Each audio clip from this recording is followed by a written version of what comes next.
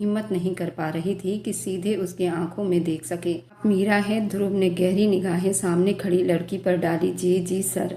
मीरा की आवाज़ हल्की सी कांप रही थी। बैठ जाइए। ध्रुव ने सामने रखी कुर्सी की तरफ इशारा किया। मीरा ने नजरें झुकाई, धीरे से कुर्सी पर बैठते हुए रिपोर्ट्स आगे कर दी। ये मेरे मम्मी की रिपोर्ट्स हैं सर। डॉक्टर ने कहा है कि जल्दी सर्जरी बहुत ज़रूरी है। सर्जरी और दवाइयों पर जो खर्चा होगा उसके लिए 15 लाख की ज़रूरत है। ध्रुव ने रिपोर्ट उठाकर बड़ी गौर से देखना शुरू कर दिया। कमरे में कुछ पल चुप्पी छाई रही। सिर्फ पेपर पलटने की आवाज़ आ रही थी। मीरा के दिल की धड़कनें उस खामोशी में और तेज सुनाई देने लगी। कुछ देर के बाद ध्रुव ने फाइल बंद करके गहरी सांस ली। तो आपको मुझसे 15 लाख रुपए चाहिए? मीरा ने बेबसी से सर हिलाया। जी सर। मैं जानती हूँ ये बहुत बड़ी रकम है, लेकिन मेरे पास और कोई रास्ता नहीं है।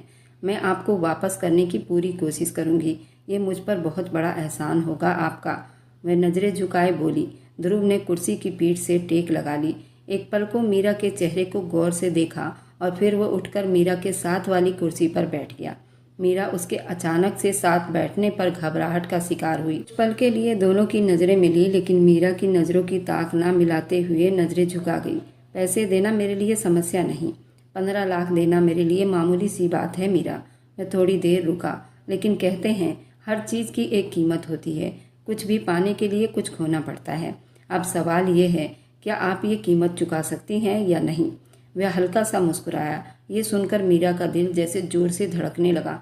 वह हैरान और परेशान नज़रों से उसके तरफ देखने लगी। मैं आपकी बात का मतलब नहीं समझ पा रही सर। आप कहना क्या चाहते हैं मुझसे? मैं ये कर्ज थोड़ा थोड़ा करके चुका दूंगी। मैं वादा करती हूँ सर। वह घबराते हुए जल्दी से बोली। मुझे ये कहना है मीरा, मुझे पैसों से कोई मतलब नहीं है। 15 लाख मेरे लिए बहुत मामूली बात है। मैं 15 लाख आज ही आपके अकाउंट में ट्रांसफ़र कर दूंगा। अगर मेरी किसी और मदद की ज़रूरत हो तो मैं वह भी करने को तैयार हूँ। लेकिन मीरा, मेरी एक शर्त है। वह उठकर वापस अपनी कुर्सी पर बैठ गया। कैसी शर्त होगी सर? वह उंगलियां चटकाती परेशानी से बोली। तुम्हें मुझसे कॉन्ट्रैक्ट मैरिज करनी होगी। ध्रुव की बात पर वह अपनी जगह से जैसे पत्थर की बुत बनकर रह गई थी। एक पल के लिए वो हिलने के लायक भी न थी, जैसे जमीन उसके कदमों तले से खींच ली गई हो। आंखों में बड़ी आश्चर्य और चेहरे पर सदमे के असर लिए कुछ पल वह सिर्फ उसे घूरती रह गई। फिर एकदम गुस्से से बोली, क्या आपको जरा भी शर्म नहीं आई? एक लड़की से इतनी घटिया बात करते हुए उसकी आवाज़ में लड़खड़ाहट थी। इतनी गिरी हुई सोच रखने वाले इंसान को मैं अपना जीवन साथी तो दूर की बात है, एक पल के लिए भी बर्दाश्त नहीं कर सकती।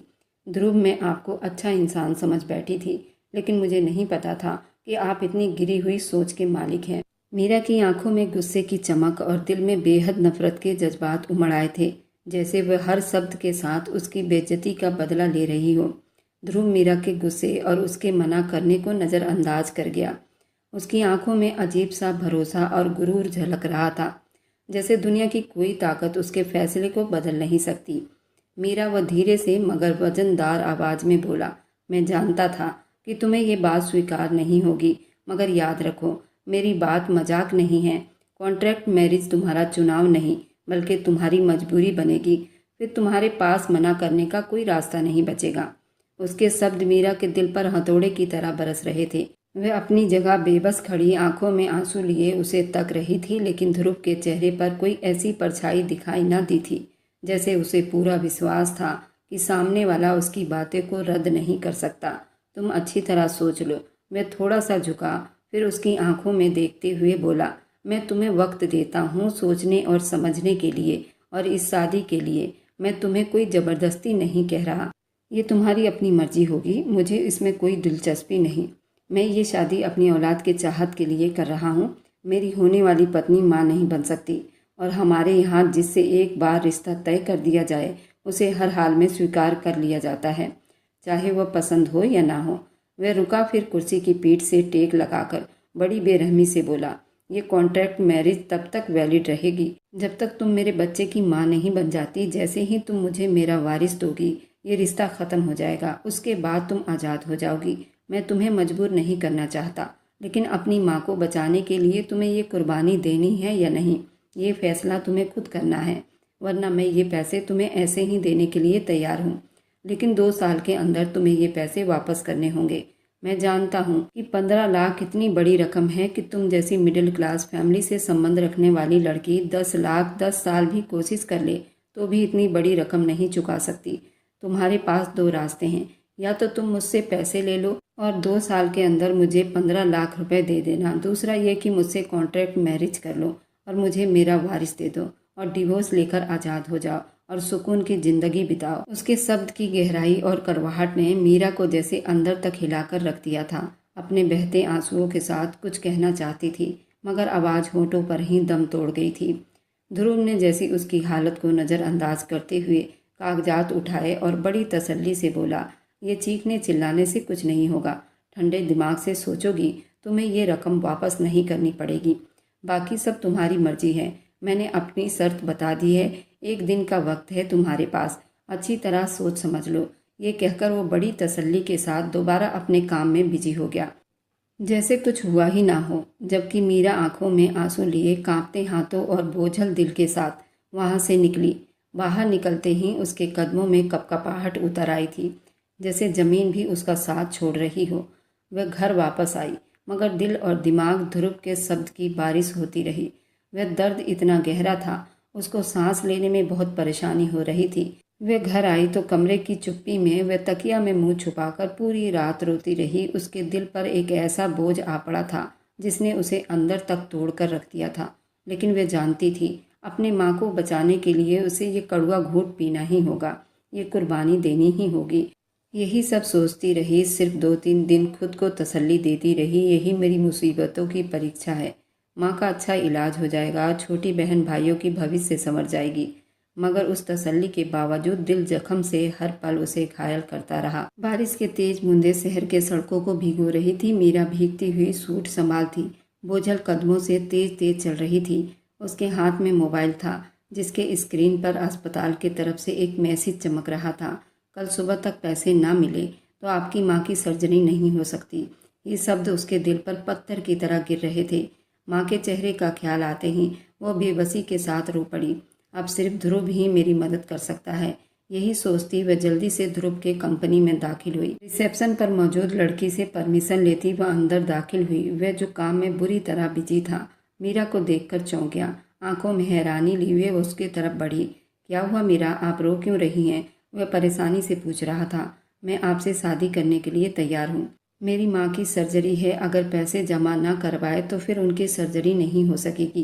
प्लीज़ मुझे पैसे दे दे, बदले में मैं शादी करने के लिए तैयार हूँ। रोते हुए हाथ जोड़कर बोली तो उसकी बात पर ध्रुव ने अपने दराज से कॉन्ट्रैक्ट मैरिज का पेपर निकालकर उसके सामने रखे और उसके ऊपर एक पेन रखा था। वह कांपते हुए उस कॉन्ट्रैक्ट मैरिज को उठाकर पढ़ने की कोशिश करने लगी। आंखों के सामने बार बार अंधेरा छाने लगा। कमरे में एसी होने के बावजूद भी मीरा के पूरे जिस्म में सरसराहट होने लगी थी। उसे लग रहा था जैसे उसके जिस्म में खून बंद होने लगा है। उसकी टांगें धीरे धीरे कांपने लगी। ध्रुव ने उसकी हालत को अपने नज़र में रखा और उसे कंधे से पकड़कर कुर्सी पर बिठाया और खुद भी वह सामने रखी चेयर पर बैठ गया। मीरा ने नज़रें उठाई। उसके सामने बैठा आदमी उस वक्त ब्लू कलर के कोट पैंट पहना हुआ था और बहुत ही ज़्यादा हैंडसम था। बिल्कुल ही गोरा चिट्टा था, काली काली आंखें थी और बॉडी वाला था और मीरा को देखकर जैसे उसे आराम पहुंच रहा हो। उसकी गोरी गोरी उंगलियां बार बार लैपटॉप के कीबोर्ड पर चल रही थी। उसके चेहरे पर कोई असर नहीं था। वह बिल्कुल नॉर्मल अंदाज में अपना काम कर रहा था। सामने बैठा वह आदमी कोई शक नहीं था, वह बहुत ही ज़्यादा हैंडसम था। वह किसी भी लड़की का सपना हो सकता था। थोड़ी देर के बाद ध्रुव ने लैपटॉप एक साइड पर रखा और मीरा के तरफ ध्यान दिया। वह जो बराबर हाथों की उंगलियां चटकाती परेशानी से उसे देख रही थी। मीरा, इस कॉन्ट्रैक्ट पेपर पर लिखा है कि तुम मुझसे शादी करोगी और बदले में मैं तुम्हारी माँ के इलाज में खर्च होने वाले रकम 15 लाख रुपए मुझसे ले रही हो। शादी के बाद तुम्हें मेरी पत्नी बनकर तब तक रहना होगा जब तक तुम मुझे बच्चा पैदा करके नहीं दे देती। बच्चा पैदा होने के बाद इस बच्चे से तुम्हारा कोई संबंध नहीं होगा और ना ही तुम्हारा मुझसे कोई संबंध होगा। बच्चा पैदा होते ही मैं तुम्हें डिवोर्स दे दूंगा और तुम आज़ाद हो जाओगी। ये सब कुछ तुम अपनी मर्जी से कर रही हो, तुम पर कोई जोर ज़बरदस्ती नहीं की जा रही। उसने कॉन्ट्रैक्ट पेपर पर लिखी सारी बातें दोहराई तो मीरा ने कांपते हाथों से जल्दी से साइन कर दिए। दिल बेकाबू धड़कने लगा। उसने निगाहें उठाई और वापस उस आदमी को देखने लगी। जो कॉन्ट्रैक्ट पेपर उठाकर देख रहा था उसके चेहरे पर कोई असर नहीं थे। वो बिल्कुल प्रोफेशनल अंदाज में पेपर को देख रहा था। उसने अपने मोबाइल पर वीडियो कैमरा ऑन किया और उसे मीरा के सामने रखा। प्लीज़ इस कैमरे में देखकर बोलो कि ये आप सब अपनी मर्जी से कर रही हैं, आप पर कोई जोर ज़बरदस्ती तो नहीं की जा रही। वह हाँ में सिर हिलाती सामने रखे कैमरे की तरफ देखने लगी। जी, मैं ये कॉन्ट्रैक्ट मैरिज अपनी मर्जी से कर रही हूँ। मुझ पर कोई जोर ज़बरदस्ती नहीं की जा रही। वादे के हिसाब से मैं ध्रुव के साथ तब तक रहूंगी जब तक मैं उसके बच्चे की मां नहीं बन जाती। जब वो बच्चा पैदा हो जाएगा तो मेरा उस पर कोई अधिकार नहीं होगा और ना ही मेरा ध्रुव से कोई संबंध होगा। ये शब्द कितनी मुश्किल से बोल पाई थी सिर्फ वही जानती थी। ध्रुव ने मोबाइल उठा लिया। उसके बाद वो मरे हुए कदमों से उठी और दरवाजे की तरफ बढ़ी, इससे पहले कि दरवाज़ा खोलकर बाहर निकलती। ध्रुव की आवाज़ पर उसे रुकना पड़ा और वापस उसके पास आई। मेरा ड्राइवर कल शाम को 4 बजे आपको आपके घर से पिक करेगा। आप जब तक अपने घर वालों से पूरी बात कर लो, आपको फ़िक्र करने की कोई ज़रूरत नहीं होगी। जब तक आप मेरे पास रहोगी, आपकी फैमिली की सारी ज़रूरत का ख्याल रखा जाएगा। और इस शहर से बाहर मेरा एक फार्म हाउस है, हमारी शादी वहीं होगी। वह बोला तो मीरा ने भीगी आंखों से हाँ में सिर हिलाया और वह कमरे से निकल गई। मीरा के जाने के बाद वह अपनी टाई के नोट को ढीली करने के बाद वह ठंडी सांस लेने लगा। आंखों को जोर से बंद करके अपनी बेचैनी और तनाव को कम करने लगा। ये उसकी ज़िंदगी का मुश्किल फैसला था जो उसने कुछ पलों में ही ले लिया था। उसकी मंगनी बलवंत राय, जो कि उसके पिता थे, उन्होंने बचपन में ही कर दी थी। वह नव्या को पसंद नहीं करता था, लेकिन परिवार वालों के दबाव में आकर वह शादी करने पर राजी हो गया था। और जब शादी करने का वक्त आया तो नव्या का एक्सीडेंट हो गया था। एक्सीडेंट इतना डरावना था कि गाड़ी के शीशे टूटकर उसके जिस्म पर चुभ गए थे और गाड़ी का स्टीयरिंग उसके पेट के निचले हिस्से पर लग गया था। इस हादसे में नव्या के बच्चेदानी को बहुत ज़्यादा नुकसान पहुंचा था। डॉक्टरों ने उसकी जान बचाने के लिए ऑपरेशन किया, जिससे वो बच तो गई थी, लेकिन उस एक्सीडेंट से वो माँ नहीं बन सकती थी।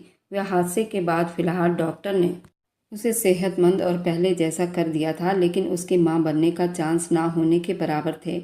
और जब उसकी मीरा से पहली मुलाकात हुई थी, वह कुछ ही पलों में ये फैसला कर गया था। उसके पिता बलवंत राय भी यही चाहते थे। वह किसी लड़की से कॉन्ट्रैक्ट मैरिज कर ले और फिर उससे बच्चा पैदा करवा ले और फिर कॉन्ट्रैक्ट के हिसाब से वो बच्चे को देकर चली जाए और फिर उसकी शादी धूमधाम से नव्या से कर दी जाए। नव्या, जो कि ध्रुव की मोहब्बत में पूरी पूरी डूबी हुई थी, वह ध्रुव पर अपना अधिकार जमाती थी और ये ऐसे लगता था ये उसका कर्तव्य है, लेकिन हमेशा से ध्रुव उसे नज़रअंदाज कर देता। वह पूरे घर की लाडली थी क्योंकि वह बलवंत राय के दोस्त की बेटी थी। उन दोनों दोस्तों ने एक साथ मिलकर बंगला बनाया था और वह बंगला काफ़ी बड़ा था। ये सभी साथ रहते थे। बलवंत राय ये बिल्कुल नहीं चाहते थे कि नव्या की शादी कहीं और हो। ध्रुव ने हर चीज़ बारीकी से देखा और फिर वह अपने बीते हुए ख्यालों में डूब गया। वह ऐसा नहीं चाहता था, लेकिन मजबूर था। इधर मीरा शहर के बिल्कुल बीचों बीच इलाके में अंधेरे में डूबी अनगिनत गलियों से जाते मीरा एक 4 मंजिला घर के सामने रुकी तो गरीबी के एहसास और मायूसी ने उसे फिर से घेर लिया था। अगर हालात ऐसे न होते तो वह कभी भी कॉन्ट्रैक्ट मैरिज की आड़ में अपनी इज्जत का सौदा न करती। बाकी आम लड़कियों की तरह उसके भी बहुत सारे सपने थे, लेकिन आज वह जिस तरह का कदम उठा चुकी थी उसके बाद तो उसे सब नामुमकिन सा लग रहा था। उसने गहरी सांस भरते सारी सोचों को दूर झटकते लोहे के जंग लगे दरवाजे को बजाया। उसकी बहन ने जल्दी से दरवाज़ा खोला था। थकन उसके चेहरे से दिखाई दे रही थी। बिखरे बालों में उसे उम्मीद भरी नज़रों से देखने लगी। मीरा अंदर दाखिल हुई और अपना कपड़ा उतारती चारपाई पर रख गई। उसकी बहनें जल्दी पानी लेकर आई, जिसे वो एक ही सांस में पी गई थी। बहन, काम हो गया, आप फिक्र ना करें, कल माँ की सर्जरी हो जाएगी। ध्रुव ने वादा किया है कि वो माँ की सर्जरी पर जितने पैसे की ज़रूरत होगी वो दे देगा, लेकिन वे बात को अधूरी छोड़ गई। लेकिन क्या मीरा? उसकी 60 साल की दादी ने उसे परेशानी से देखा और फिर अपनी दादी को सब कुछ बताती चली गई। वो भी चुप हो गई थी। मीरा की इतनी बड़ी कुर्बानी पर वह खून के आंसू रो पड़ी थी, लेकिन वह भी तो मजबूर थी। उसकी दादी ने अपनी पोती को गले लगाया तो दादी और पोती दोनों गले लगकर फूट फूट कर रो दी और अपनी पोती के सर पर प्यार करती अंदर चली गई, जबकि वह भी सोने के लिए लेट गई। लेकिन नींद आंखों से कोसों दूर थी। जबकि लवी को वह कुछ न बता सकी थी, वह नहीं चाहती थी उसकी वजह से और ज़्यादा परेशानी का शिकार रहे। उसने अपनी दादी को भी सख्त मना किया था कि वह लवी को इस कॉन्ट्रैक्ट मैरिज के बारे में कुछ न बताए। 4 बज चुके थे। ध्रुव का ड्राइवर भी आ चुका था, जबकि मोहल्ले वाले जो इतनी बड़ी गाड़ी देखकर शक में पड़े हुए थे। शीतला देवी ने उनका मुंह बंद कर दिया था कि मीरा को नौकरी मिल गई है, जिसकी वजह से वह दूसरे शहर जा रही है। उनकी आंखों में हैरानी सी फैल गई थी और फिर मोहल्ले वाले भी तसल्ली में हो गए थे।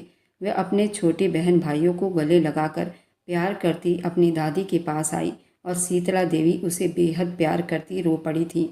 मेरी बच्ची, भगवान तुझे ढेर सारी खुशियाँ दे। जिस तरह तू हमारे लिए कुर्बानियाँ दे रही है, देखना एक दिन भगवान जरूर तुझे उसका सिला देगा। उसका माथा चूमती बोली तो मीरा दिल से मुस्कुरा दी और सबको बाय करती अपना सामान लेती गाड़ी में बैठ गई। मीरा के पिता एक रोड एक्सीडेंट में मारे गए थे। उस वक्त मीरा 8वीं क्लास में पढ़ रही थी। मीरा अपने घर में सबसे बड़ी थी और मीरा की दादी और मीरा दोनों ने मिलकर पूरा घर संभाल लिया था। पिता के एक्सीडेंट के बाद मीरा की मां की तबीयत बहुत ज़्यादा ख़राब रहने लगी थी। उन्होंने अपने पति के एक्सीडेंट का बहुत बड़ा सदमा अपने दिमाग पर ले लिया था और उन्होंने खाना पीना महीनों तक छोड़ दिया था। मीरा और दादी ने मिलकर मीरा की मां को संभाला था। मीरा के पिता के मरने के बाद मीरा की मां बहुत गम में हो गई थी। उन्होंने खाना पीना सब कुछ छोड़ दिया था और वह काफ़ी बीमार रहने लगी थी। उनको ब्रेस्ट कैंसर हो गया था। डॉक्टरों ने बताया कि अभी छाती में गांठ छोटा है, ऑपरेशन से ठीक हो जाएगा। ये सुनते ही मीरा और दादी कुछ भी करने को तैयार थे। अब वह अपनी माँ को खोना नहीं चाहती थी। अब उसने अपनी माँ के लिए इतनी बड़ी कुर्बानी दी थी। दादी ने उसे आज विदाई के नाम पर एक नया सूट और सैंडल ला कर दिया था, जिसे वह पहनकर बिना शादी के ही अपने घर से विदा हो रही थी। उसकी दादी ने उसे ढेरों आशीर्वाद दिए थे। अब गाड़ी में बैठ गई। 3 घंटे तक बराबर गाड़ी चलती रही। फिर शाम के 7 बजे गाड़ी एक बहुत बड़े फार्म हाउस के अंदर जाकर रुकी थी। नौकरानी ने उसे एक कमरे में जाने का इशारा किया तो उसका इशारा समझती अंदर दाखिल हुई। वहाँ मेकअप आर्टिस्ट खड़ी थी जो उसे शादी के लिए तैयार करने वाली थी। मैम, आप जल्दी से नहा लीजिए, फिर हम आपको शादी के लिए रेडी कर देते हैं। 2 घंटे के बाद आपकी शादी होनी है। वह उनकी बात पर सर हिलाती नहाने चली गई। नहाकर जैसे ही बाहर आई तो एक खूबसूरत रेड कलर का लहंगा बेड पर फैला हुआ रखा था। मीरा तो इतना खूबसूरत लहंगा देखकर बिल्कुल हैरान रह गई। वह लहंगा पहनकर जैसे ही बाहर आई, दोनों लड़कियों ने उसका मेकअप स्टार्ट कर दिया। एक लड़की ने उसका मेकअप किया, जबकि दूसरी लड़की उसके हाथों पर पैरों पर मेहंदी लगाने लगी। और फिर 2 घंटे के बाद दुल्हन बनी तैयार बैठी थी। मीरा की नज़रें बार बार शीशे पर और अपने चेहरे पर जाती तो वह चेहरा पलटना ही भूल जाती थी। वह लगती ही नहीं थी कि वो मीरा थी। मैम, आप बहुत प्यारी लग रही हैं। कसम से आज ध्रुव सर तो आप पर दिल जान से फिदा हो जाएंगे। वह बिल्कुल हल्का सा मुस्कुरा दी। आप प्लीज़ ये मेहंदी धुलवा दीजिए, ये सूख गई है। वह घूंघट निकाले बोली। वह हाँ में सिर हिलाती गीले कपड़े और पानी से उसकी मेहंदी धोने लग गई थी। थोड़ी देर के बाद वे दोनों लड़कियां उसे बाहर ले आई थी, जहाँ पंडित जी और कुछ लोग भी बैठे हुए थे। वहाँ पर ही मंडप सजाया गया था। मीरा को ध्रुव के साथ वहीं मंडप पर बिठा दिया गया था। पंडित जी ने अपनी रस्मों को शुरू किया। मीरा मरे मरे कदमों से सारे रस्मों को निभा रही थी। फिर पंडित जी ने उन्हें फेरे के लिए खड़ा किया। वो मरे मरे कदमों से सारे फेरे ले रही थी और थोड़े ही देर में सारे रस्में हो चुकी थी। वह उसके जिस्म का मालिक बन बैठा था। शादी के बाद 2 वकील मीरा के सामने बैठे और कुछ पेपर पर साइन करवाने लगे। वह जानती थी ये कानूनी कार्रवाई किसके लिए की जा रही थी। वह ना समझ नहीं थी, अच्छी तरह जानती थी उन सब का मतलब। पेपर साइन करने के बाद खाना खिलाया गया। मीरा ने फिर भी घूंघट ना उठाया, बल्कि वह खाना भी घूंघट के नीचे से खाती रही। उसके बाद वे दोनों लड़कियां उसे एक सजे सजाए कमरे में बिठा गई थी, जहाँ की खूबसूरती देखकर वह दंग रह गई थी। खुशबूदार कैंडल, गुलाबों और फूलों की पत्तियों से उस कमरे की सजावट की गई थी। कमरे में पहली मध्यम नाइट बल्ब की रोशनी में जब उसने बेड के तरफ अपना नज़र दौड़ाया तो पूरा बेड गुलाब की पत्तियों से सजाया गया था, जहाँ पर 2 दिल बनाए गए थे। उसी के बीचों बीच वह लहंगा फैलाए ध्रुव का इंतजार करने लगी। थोड़े ही देर के बाद वह कमरे को लॉक लगाता अंदर आया था। वह अपना कोट उतारता, एक साइड में रखता, अपनी शर्ट के बटन को खोलने लगा। फिर वह चलता हुआ उसके पास बैठा, उसके मेहंदी लगे हाथों और पैरों को देखने लगा, जिस पर खूबसूरती से उसका नाम लिखा गया था। क्या आपने अपने घर वालों को बता दिया है इस कॉन्ट्रैक्ट मैरिज के बारे में? मुझे ऐसा कोई भी रुकावट या आनाकानी नहीं चाहिए बाद में। इस बच्चे को लेकर कोई भी तमाशा ना हो। मैं आपके घर वालों की तब तक हिफाजत करूँगा जब तक आप मेरे पास रहोगी। आपकी माँ की सर्जरी हो चुकी है, फिलहाल वो बेहोश हैं। भगवान ने चाहा तो कुछ दिनों में पूरी ठीक हो जाएंगी। और दूसरा, यहाँ से जाने के बाद आपके अकाउंट में आपके किए गए वादे के हिसाब से मैं आपके अकाउंट में 50 लाख रुपए भी डलवा चुका हूँ, ताकि आप आगे की ज़िंदगी आराम से बिता सकेंगी। मैंने ये शादी मोहब्बत में आकर नहीं की, ये बात तो आप भी जानती हैं। फिलहाल मुझसे और ज़्यादा किसी चीज़ की उम्मीद मत रखना। मुझे ये नखरे, रोना धोना और ये मनाना मुझसे नहीं होगा। जब मेरा दिल चाहेगा आपको मेरे करीब आना होगा, बिना किसी नखरे के। उसके अलावा आप मेरे आसपास भी नहीं भटकेंगी। मीरा ने तकलीफ से आंखें मीच ली। कुछ आंसुओं का गोला मुंह पर बहने लगा। वह उठा और कमरे की लाइट ऑफ कर दी। अपनी शर्ट उतारने लगा। जी मैं समझ गई हूँ, आप परेशान ना हो। जैसा आप चाहेंगे वैसा ही होगा। आखिर आपने मुझे पूरे 80 लाख रुपए में खरीदा है, और एक खरीदी हुई लड़की की कोई इज्जत नहीं होती। वह तो बस गुलाम या कैदी होती है जो अपने मालिक के हर हुक्म को बजा लाती है। वह कांपती आवाज़ में बोली तो ध्रुव ने उसके ताने भरे शब्दों पर अपने होंठ भींचे। खूबसूरत लहंगे के दुपट्टे को एक साइड करता उसके साथ लेट गया। ध्रुव ने उसका घूंघट तक ना उठाया, उसे देखना तक गवारा न किया, ना ही तारीफ में कोई शब्द बोले। बस अपने मतलब पर आ गया था।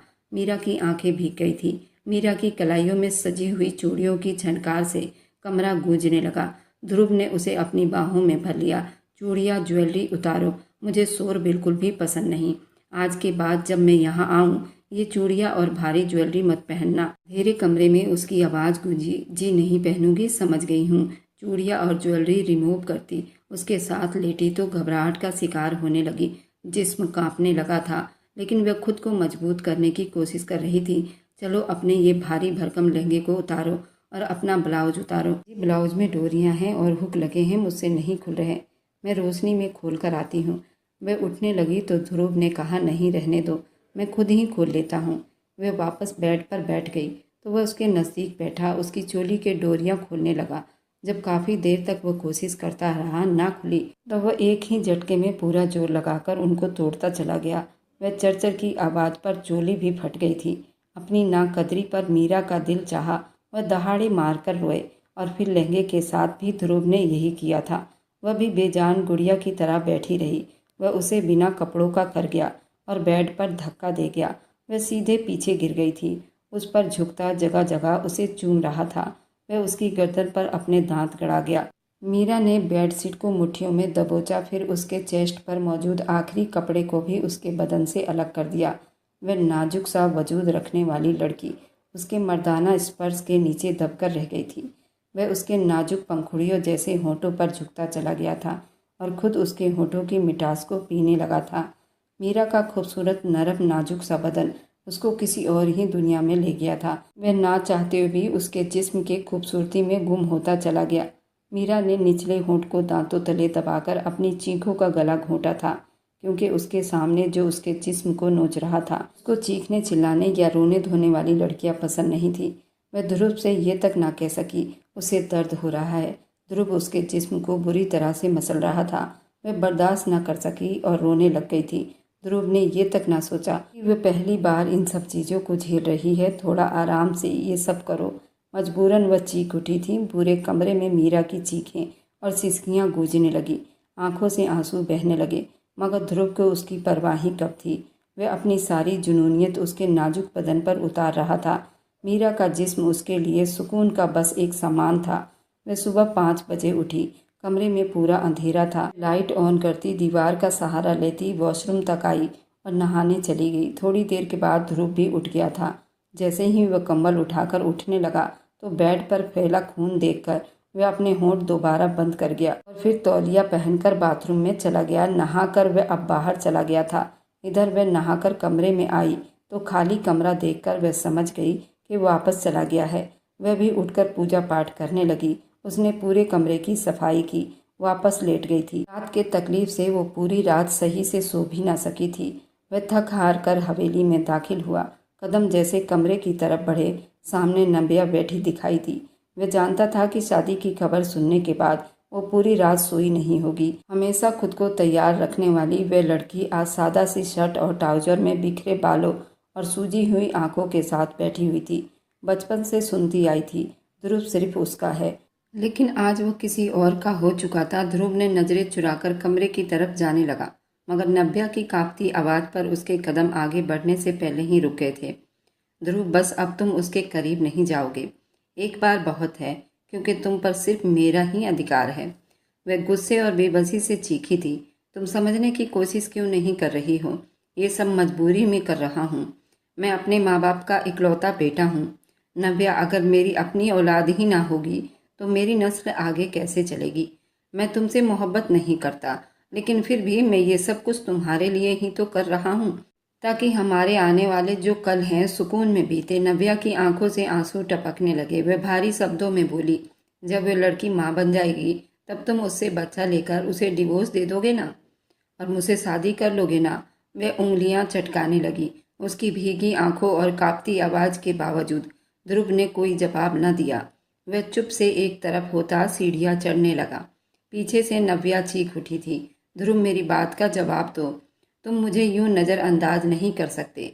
मगर वह अपनी रफ्तार तेज करता सीधा कमरे में आया और बिस्तर पर गिरते ही आंखें मूंद ली। वह थोड़ा सा आराम करना चाहता था। वह पूरी रात नहीं सो सका था। वह सावर के नीचे खड़ा था। पानी के धारे उसके चेहरे पर गिरती जा रही थी। ना चाहते हुए भी दिमाग बार बार मीरा के आसपास ही घूमने लगा था। जैसे ही उसने आंखें मूंदी, मीरा की आंखें और सिसकियां उसके कानों में गूंज उठी। वह पल एक साया की तरह उसके दिल और दिमाग पर छाया हुआ था। पानी की बूंदें उसके चेहरे से बह रही थी, मगर असल दर्द तो उसके आंखों में था। वह जानता था कि उसे ऐसा नहीं करना चाहिए था। मीरा मासूम थी, बेबस थी। वह उसके प्यार में इतना खो चुका था कि उसे होश ही न रहा।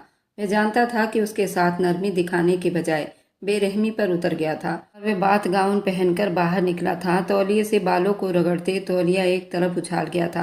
अपनी सारी सोचों को झटकता वह फ्रेश होकर नीचे आया था। हवेली के सब लोग डाइनिंग टेबल पर मौजूद थे, सिवाय नव्या के। बलवंत राय ने बड़ी गंभीरता में पूछा, तुमने उस लड़की से कॉन्ट्रैक्ट पेपर पर साइन करवा लिए है ना? ये ना हो कि वो बच्चा पैदा करने के बाद उसकी वजह से तुम्हें या हमें ब्लैकमेल करे। ध्रुव ने सर हिलाई। पापा जी, सब कर लिया है, आप फिक्र ना करें। मैं फार्म हाउस पर भी सारे नौकरों को समझा दिया है कि वह उसका ख्याल रखें। ध्रुव के पिता बड़े ही तसल्ली में होकर खाने में बिजी हो गए थे, जबकि ध्रुव ने बेचैनी से अपने पैरों को एक साइड से उस साइड बदल रहा था और ना चाहते हुए भी फार्म हाउस पर बिताई हुई रात के बारे में सोचने लगा। इतना सुकून महसूस किया था उसने। उस सुकून को याद करते वो बेचैन हो रहा था। दिल बार बार मीरा के उस मासूम और प्यार भरी प्यार को मचलने लगा था।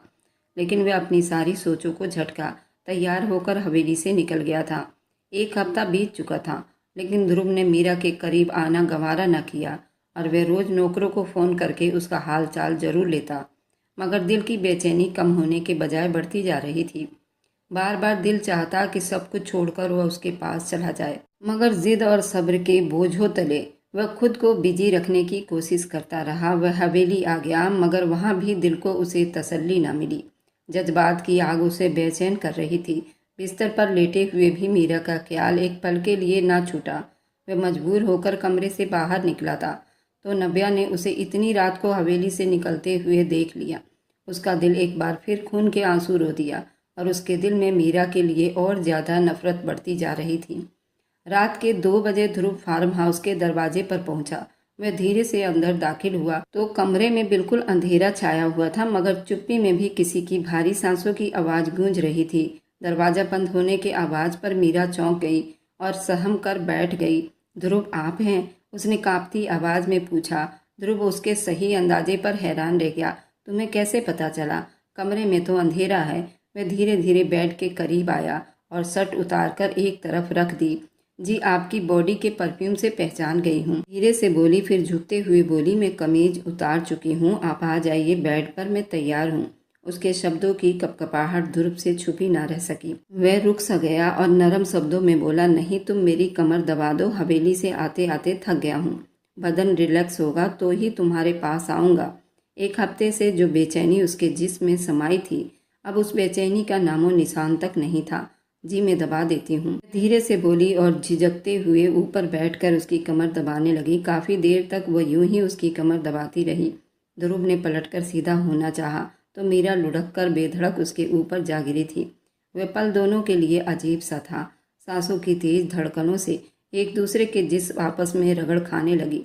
कमरे की चुप्पी और हवा उनके करीब आती सांसों से भर गई।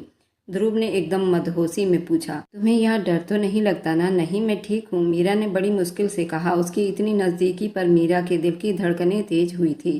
ध्रुव ने उसकी कमर को मजबूती से पकड़ा तो वह कांपने लगी।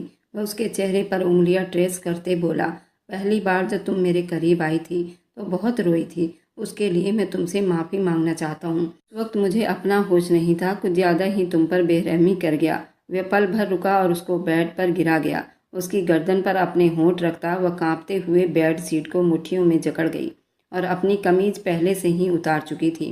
वह अपनी बात चालू करते बोला, लेकिन आज मैं कोशिश करूँगा तुम्हें ज़्यादा तकलीफ ना हो।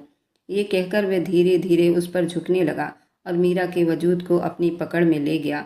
ध्रुव, धीरे धीरे करिए प्लीज़, मुझे बहुत दर्द हो रहा है।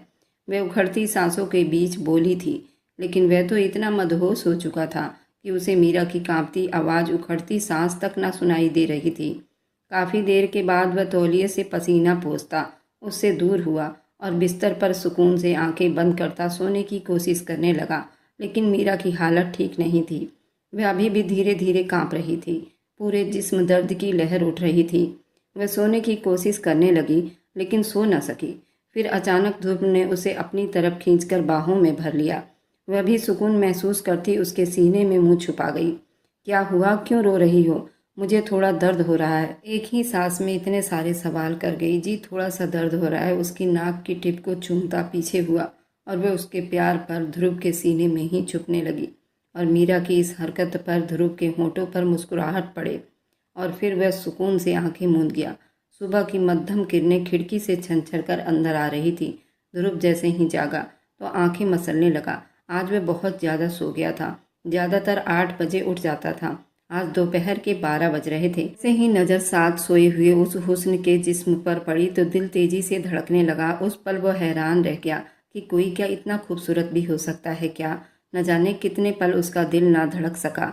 लंबे घने और काले रेशम जैसे बाल उसके कमर से नीचे तक बिखरे हुए थे, जिसमें रोशनी पड़ते चमक और ज़्यादा बढ़ रही थी। वो बड़ी तसल्ली और सुकून की नींद में उसके बाजू पर सर रखे सो रही थी। ध्रुव के हिलने पर वह जरा सी कसमसाई तो उसने नरमी से उसका सर तकिए पर रखा और खुद टकटकी बांधकर उसके पूरे बदन को देखने लगा। गुलाब से नाजुक होती वह दूध जैसी रंगत वाली छोटी सी नुकीली नाक, जहाँ एक छोटी सी सफ़ेद लौंग चमक रही थी, और नाजुक सी हूर की परी जो उस वक्त ध्रुव की शर्ट में छुपी हुई थी। माथे पर हल्के हल्के पसीने की कतरे उसे और भी अलग बना रहे थे। पूरी तौर पर उसके रंग में रंगी हुई लग रही थी। ध्रुव को ऐसा लगा जैसे ये लड़की उसकी ज़िंदगी का सबसे खूबसूरत तोहफा है। अब वह जिंदगी भर उससे दूर नहीं जा सकेगा। मोहब्बत ने पहली ही नज़र में उसके दिल पर मोहर लगा दी थी। वह बहुत ही प्यार से उसके होंठों पर झुकता, हल्के से उसके होंठों पर होंठ रख गया। उसके होंठ मुस्कुराहट में ढीले पड़ गए। वह बेड से उठ गया था और फ्रेश होने के लिए वॉशरूम चला गया। खटके की आवाज़ पर मीरा ने हल्की सी आंखें खोली तो सामने ध्रुव पैंट पहने और बनियान लिए खड़ा बालों में कंघी कर रहा था। ध्रुव को देखकर घबराहट की शिकार होने लगी। वह जल्दी से उठी तो दर्द की एक लहर से चकरा कर रह गई। वह खुद को संभालती जल्दी से दोबारा कंबल में खुद को छुपाने लगी, जो सिर्फ ध्रुव के शर्ट पहने हुए थी। ध्रुव, जो शीशे में उसकी सारी हरकतें देख रहा था, चुप से उसके तरफ आया। वह जल्दी से चेहरा छुपाने लगी। मीरा ने शर्म से नजरें झुका ली। मेरी शर्ट दो, वह बोला और अपनी हंसी को कंट्रोल करने लगा। मेरे पास नहीं है आपकी शर्ट, वह कहते ही जल्दी से कंबल में घुसने लगी। ये जो तुमने पहनी हुई है ना, ये क्या है? बताओ, चलो जल्दी दो, मैं अपने साथ कोई कपड़ा नहीं लाया, मुझे बाहर जाना है, मैं ऐसे नहीं जा सकता। वह पैंट के जेब में हाथ डाले बड़े मज़े से बोला तो वह रोती हुई शक्ल बनाकर, मैंने नीचे कुछ भी नहीं पहना हुआ, आप प्लीज़ मुझे मेरे कपड़े दे दें और थोड़ी देर के लिए प्लीज़ बाहर चले जाइए, मैं अभी उतार कर दे देती हूँ। वह उसकी हालत को समझ रहा था। ये क्या बात हुई? पति हूँ मैं तुम्हारा, 2 बार मैं तुम्हारे पास आ चुका हूँ, अब तक तो तुम्हारी शर्म उतर जानी चाहिए थी। तुम अभी भी शर्मा रही हो? बराबर निगाहें उस पर जमाए हुए था। वह शर्म से कंबल से निकलने का नाम ही नहीं ले रही थी। लाइट बंद होती तो इतनी घबराहट नहीं होती। प्लीज़ तुम मेरे साथ ऐसा ना करो। वह अब बाकायदा हाथों में चेहरा गिराए रो दी। मीरा यार, क्या हो गया? मैं मजाक कर रहा था तुम्हारे साथ, प्लीज रोना बंद करो। वह उसको बाहों में भरता प्यार से बोला। अच्छा मेरी तरफ देखो। मैंने कहा मेरी तरफ देखो मेरी जान, और इतने प्यार से बोला कि मीरा का दिल बेकाबू धड़कने लगा। वह उसके चेहरे के तरफ देखने लगी तो जैसे उसकी आंखों में घुस सी गई। ध्रुव ने बड़े प्यार से उसके गाल पर अपने होंठ रखता वह जान से कांप उठी। अब जल्दी से तैयार होकर नीचे आओ, मैं इंतज़ार कर रहा हूँ। वह चला गया था लेकिन वह अभी तक उसके ख्यालों से, उसके प्यार से बाहर नहीं निकली थी। वह जल्दी से वॉशरूम भागी। फ्रेश होकर वह बाहर आ गई। गीले बालों में ही चुटिया बनाकर वह साड़ी पहनकर बाहर आई थी। वह किचन में खड़ा शर्ट लेस ही नाश्ता बना रहा था। ये लीजिए आपकी शर्ट। वह उसके तरफ शर्ट बढ़ाकर बोली तो वो मुस्कुराता हुआ उससे लेकर पहनने लगा। नीचे के 3-4 बटन बंद करता वह वापस काम में बिजी हो गया था। थोड़ी देर के बाद उसके सामने ऑमलेट, ब्रेड और एक पराठा रखा। फिर कपों में चाय डालकर वह कुर्सी पर बैठ गया। अभी भी उंगलियां चटका ही रही थी। मीरा खाना खा वह घूंघट किए हुए ही खाना खाने लगी। ध्रुव को उसका ये अंदाजा बहुत बुरा लगा। मीरा, तुम चेहरे से घूंघट हटाकर खा सकती हो। कल रात मैं तुम्हारे अंग अंग को देख चुका हूँ। अब चेहरा छुपाने का क्या फ़ायदा। और मैं तुम्हारा पति हूँ, मुझसे कैसा शर्माना। मैंने सब नौकरों को आज के दिन छुट्टी दे दी है। तुम्हें घबराने की कोई ज़रूरत नहीं। फार्म हाउस पर कोई भी नहीं है। वह सर हाँ में हिलाती चेहरे से अपना घूंघट उठा गई और खाने में बिजी हो गई। हल्की हल्की बातों से वह उसके झिझक खत्म कर चुका था। अब वो बिना घबराए जवाब दे रही थी। एक खूबसूरत और भरपूर दिन बिताकर वह उस फार्म हाउस को छोड़कर हवेली वापस आ गया था, जहां बलवंत राय और नव्या की शिकायतों पर उसकी क्लास लगाए बैठे थी। तुम रोज फार्म हाउस क्या करने जाते हो ध्रुव? कहीं उस लड़की से दिल तो नहीं लगा लिया? बलवंत राय बोले तो वह नजरें चुराने लगा। ये आप कैसी बातें कर रहे हैं? जब से शादी हुई है मैं उसके नज़दीक सिर्फ एक बार गया हूँ। कल रात भी मेरी बहुत इम्पोर्टेंट फाइल वहाँ रह गई थी। मुझे उस फाइल पर काम करना था, इसलिए गया था। मैं वहाँ उसके नज़दीक तक नहीं गया। दूसरे कमरे में बैठकर काम करता रहा। थोड़ी देर सो गया, फ्रेश हुआ और आ गया। मैंने मीरा की शक्ल भी नहीं देखी। वह लड़की हर वक्त घूंघट में रहती है। अब अगर विश्वास हो गया हो तो मैं जाऊं? वह नव्या की तरफ पलटा, दांत पर दांत जमाए बोला। तो नव्या भी गुस्से में थी और कहने लगी, अंकल जी, मुझे पूरा विश्वास है ये झूठ बोल रहा है। कल रात ये 1 बजे इस हवेली से चला गया था। और गुस्से से चीखी, नव्या तुम्हें समझ क्यों नहीं आती? मुझे उस लड़की के करीब जाने का कोई शौक नहीं, मजबूरी में गया था। अब अगर तुमने मुझे इस तरह बदतमीजी से बात की तो नव्या, मैं कसम खाता हूँ तुमसे कभी शादी नहीं करूँगा। मैं तुम्हारी बदतमीजी बर्दाश्त कर जाता हूँ, इसका मतलब ये नहीं है कि तुम कुछ भी बोलो। वह भी गुस्से से बोला। अच्छा ना ध्रुव, गुस्सा मत करो। तुम उसके नज़दीक रोज नहीं जाओगे। और उसके शर्ट के बटन से खेलने लगी। ध्रुव का सब्र अब जवाब दे गया था। वह ठंडी सांस छोड़ता बोला, अच्छा अगर उसके करीब नहीं जाऊंगा तो बच्चा आसमान से टपकेगा क्या? नव्या, तुम्हारे अंदर अकल है या नहीं? इस तरह तो वह पूरी जिंदगी फार्म हाउस में ही बैठी रहेगी। तो फिर तो हमारी शादी हो गई। उसके नज़दीक जाऊंगा तो ही हमारा बच्चा होगा ना। तुम्हें ये कड़वा घूंट पीना ही होगा, वरना इस तरह रोज मेरी शिकायतें मेरे पिता के सामने करती रहोगी तो अपने लिए कोई और लड़का ढूंढ लो। फिर मुझसे शादी नहीं करना। नव्या वह 2 टूक बात करता वहां से निकल गया था, जबकि वह आंखों में आंसू लिए ध्रुव को दूर जाता देखती रही। काश वह एक्सीडेंट ना हुआ होता और मेरे मम्मी पापा उस एक्सीडेंट में ना गए होते तो आज ध्रुव मुझसे इतना दूर न जाता और मैं माँ भी बन सकती थी। ध्रुव को वह सारी खुशियाँ दे सकती थी जिसका वह हकदार था। तुम परेशान ना हो नव्या, देखना वह तुमसे ही शादी करेगा, तुम फिक्र ना करो। बोले, थोड़ा सब्र करो, ये सब तुम्हारे लिए ही तो कर रहा है। बलवंत राय ने उसे समझाया तो वह हाँ में सिर हिलाती चुप हो गई।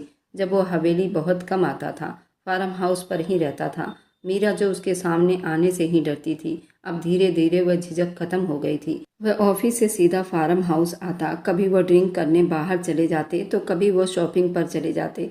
उसका ख्याल रखने की पूरी कोशिश करता था। उनकी शादी को 2 महीने हो गए थे। वह प्रेग्नेंट भी हो गई थी। ध्रुव उसे खुश रखने की पूरी कोशिश में लगा हुआ था। वह कोशिश करता कि मीरा को किसी तरह की कोई तकलीफ ना हो। वह उसके खाने पीने का ख्याल रखता, वक्त पर दवाइयाँ देता। वह चाहता कि ये कुछ महीने मीरा के साथ वह अपनी पूरी ज़िंदगी जी ले। उसके बाद उनकी शादी खत्म हो जाती। जबकि मीरा इस चीज़ को घंटों बैठकर सोचती थी। यहाँ से जाने के बाद न जाने उसकी ज़िंदगी कैसी हो जाएगी। 80 लाख में वह खुद को कॉन्ट्रैक्ट मैरिज के नाम पर बेच चुकी थी। कुछ महीनों के बाद वह तलाकशुदा कहलाएगी और ना ही उसके पास कुछ ऐसा बचेगा कि वह अपने दूसरे पति को कुछ दे सकेगी। उसने सोच लिया था जब वह यहाँ से जाएगी तो अपना बुटीक खोलेगी और खुद को बेहद बिजी कर लेगी, जहाँ ना उसे ध्रुव की याद आएगी और ना ही अपने बच्चे की। ये सोचते हुए उसकी आत्मा तक कांपने लग जाती थी। वह दोबारा शादी कभी नहीं करेगी क्योंकि उसे अब ध्रुव से मोहब्बत हो गई थी और वह उसे छोड़ देगा। यही सोचकर वह हमेशा डरती थी अगर वह दूसरी शादी करेगी तो उसके दूसरे पति को पता चल जाएगा कि वह कुंवारी नहीं है। वह फैसला कर चुकी थी कि वह ध्रुव की जिंदगी से निकलने के बाद किसी और दूसरे आदमी को अपनी जिंदगी में कभी नहीं लाएगी। वह अपनी जवानी का सबसे खूबसूरत तोहफा ध्रुव पर लुटा चुकी थी, तो वह कभी भी दूसरे आदमी को बेवकूफ़ नहीं बनाएगी। दिन यूं ही बीत रहे थे और ध्रुव को सोते हुए घंटों देखती, जैसे वह खूबसूरत आदमी को देखने के अलावा मीरा के पास और कोई काम ही ना हो। वह जी भरकर ध्रुव को देखती थी, जैसे उसके एक एक नक्श को दिल में बसा लेना चाहती हो। क्या पता फिर उसे ये चेहरा दोबारा देखना किस्मत में ना हो और कभी उसके दिल में ममता जाग उठती। अपने पेट में पलते बच्चे के बारे में सोचकर वह घंटों रोती, मुझे माफ़ कर देना मेरे बच्चे, अपनी माँ को माफ़ कर देना। मैं मजबूर थी। उन्हीं सोचों में कब 9 महीने बीत गए उसे पता ही नहीं चला था। 9 महीने बीतने के बाद मीरा को अस्पताल ले जाया गया था। दर्द बहुत ज़्यादा थी और वे तकलीफ में तड़प रही थी। पसीने से भीगी हुई थी। ध्रुव उसके साथ हर कदम पर खड़ा था, उसका हाथ पकड़े हिम्मत देता रहा। कुछ घंटे की परेशानी के बाद आखिरकार मीरा ने एक सेहतमंद बेटे को जन्म दिया था। ध्रुव के हाथों में नन्ही सी जान आई तो उसकी आंखें खुशी और दर्द से भीग गई। वह पल शायद उसकी ज़िंदगी का सबसे कीमती पल था। लेकिन जब दिमाग में ये सोच पैदा हुई कि अब उसे हमेशा हमेशा के लिए मीरा से अलग कर दिया जाएगा, वह जोर से मुट्ठियां बंद कर गई। आंखों में खून के आंसू भर चुके थे। वह जानता था अगर वह मीरा को अपने पास रखने की बात करता तो घर में एक कोहराम सा मच जाता। वह भी अब मीरा के बिना नहीं रह सकता था और ना ही अब उसे छोड़ सकता था। अभी वह इस बारे में कुछ सोचता, नौकरों के जरिए बलवंत राय तक ये खबर पहुंच चुकी थी कि मीरा मां बन गई है, तो पूरा परिवार अस्पताल में पहुंचा था। बड़े हॉल में कदमों की छाप और चेहरों की गंभीरता ने मीरा का दिल दहला दिया था। वह कमजोर जिस्म के साथ बिस्तर पर लेटी थी और ध्रुव को देख रही थी, जिसके चेहरे पर तकलीफ के साफ असर दिखाई दे रहे थे, जिसे वह छुपाने की नाकाम कोशिश कर रहा था। बलवंत राय ने आगे बढ़कर बच्चे को उठा लिया और कहा, ये बच्चा हमारा है, इसे हवेली में लेकर जाएंगे। ये रस्म है हमारे परिवार की और यही फैसला है। तुमने कॉन्ट्रैक्ट मैरिज पर साइन किए थे, तुम्हारा इस बच्चे से कोई संबंध नहीं होगा। अब अपना वादा पूरा करो और इस बच्चे को हमारे हवाले कर दो। मीरा का दिल जैसे किसी ने मुट्ठी में जकड़ लिया हो। आंखों से आंसू बहने लगे, होंठ कांपते गए। प्लीज़ मेरा बच्चा मुझे दे दो, मैं उसके बिना नहीं रह सकती। प्लीज़ मुझे मेरा बच्चा वापस दे दो, ये बहुत छोटा है, मैं मर जाऊंगी इसके बिना। वह उसके सामने हाथ जोड़ते बोली। वह लड़की जो हर वक्त घूंघट में रहती थी, अब वही बिना दुपट्टे के खुले बालों में खड़ी बलवंत राय से अपने बच्चे की भीख मांग रही थी। ध्रुव प्लीज़ मुझे मेरा बच्चा दे दो, आप उनसे कहो ना कि मुझे मेरा बच्चा वापस दे दे। अभी वो बहुत छोटा है, मैं नहीं रह सकती उसके बिना। तुम अपनी मंगेतर से भी शादी कर लो, मुझे कोई एतराज़ नहीं है। बस अपनी हवेली में मुझे अपने बच्चे की आया के तौर पर रख लो। हवेली के सारे काम कर दूंगी, लेकिन प्लीज़ मुझे मेरे बच्चे से अलग मत करो। ध्रुव अपनी तकलीफ को नज़रअंदाज करते उसके कदमों में गिरकर माफ़ी मांग रही थी। ध्रुव वही बुत बना खड़ा रह गया था, मगर किसी ने उसकी फरियाद न सुनी। औरतें और मर्द सब बच्चे को गोद में लिए एक दूसरे को बधाइयाँ देने लगे। फिर रस्म और रिवाज के नाम पर वह नन्ही सी जान को मीरा के गोद से अलग कर गए, हवेली ले गए और वहीं मीरा की आत्मा को भी अपने साथ ले गए थे। वह कमज़ोर आवाज़ में बार बार दोहराती रही, मेरा बच्चा ध्रुव, मेरा बच्चा मुझे वापस दे दो। लेकिन जवाब में सिर्फ दरवाज़ा बंद होने की आवाज़ आई। उस दिन मीरा ने महसूस किया वह सिर्फ एक सौदा था। माँ होने के बावजूद अपने ही जिस्म का हिस्सा खो चुकी थी। उसे अपने ही बच्चे पर कोई अधिकार नहीं था। उसके दिल की चीखें अस्पताल की दीवारों में कैद हो गई, मगर कोई उसका दुख सुनने वाला नहीं था। ध्रुव उसे फार्म हाउस लाया था ताकि वह खुद को संभाल सके। मीरा, थोड़ा सा सब्र रखो, सब कुछ ठीक हो जाएगा। मैं पूरी कोशिश करूँगा, घर वालों से बात करूँगा, तुम फिक्र ना करो। मैं वापस हवेली जा रहा हूँ, तुम रेस्ट करो। लेकिन मीरा गुमसुम बैठी रही। ठंडी सांस छोड़ता गाड़ी में बैठता। वह थोड़ी देर के लिए हवेली जाना चाहता था ताकि वह किसी तरह अपने घर वालों को मनाकर बच्चे को वापस ले आए। वह मीरा को इस हालत में नहीं देख सकता था। यही सोचकर वह हवेली वापस आया था। पापा प्लीज़ आप लोग समझने की कोशिश करें, मेरा बच्चा अभी बहुत छोटा है, उसे अपनी माँ की ज़रूरत है। आप कहेंगे तो मैं मीरा से मिलने नहीं जाऊँगा, नव्या से भी शादी कर लूँगा। प्लीज़। अभी वह उससे बात कर ही रहा था कि उसे फार्म हाउस से फ़ोन आया। उसे पता चला कि मीरा फार्म हाउस से चली गई है। ये सुनकर उसके कदमों तले से ज़मीन निकल गई थी। वह वापस फार्म हाउस आया था। खाली कमरा देखकर ध्रुव का दिल जैसे धड़कना ही भूल गया था। वह मीरा के घर आया था, लेकिन घर में ताला लगा देखकर वह बहुत परेशान हुआ था।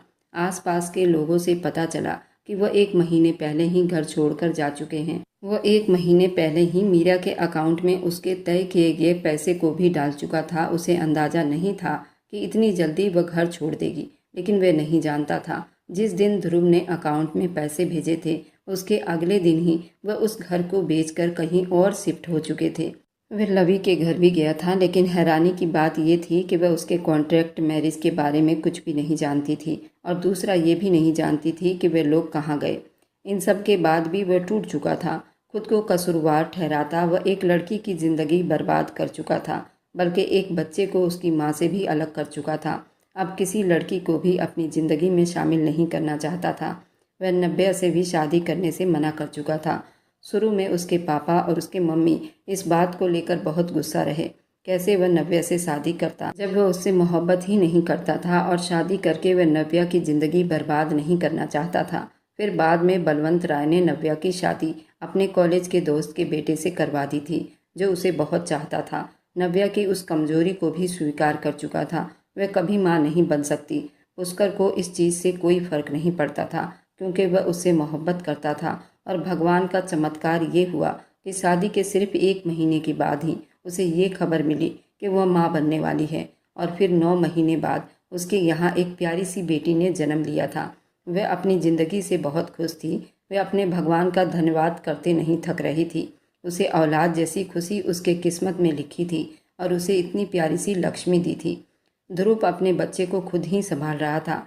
दिन के वक्त वह नव्या के पास होता, और शाम को वह ऑफिस से फ्री होकर अपने बच्चे को नव्या से ले लेता।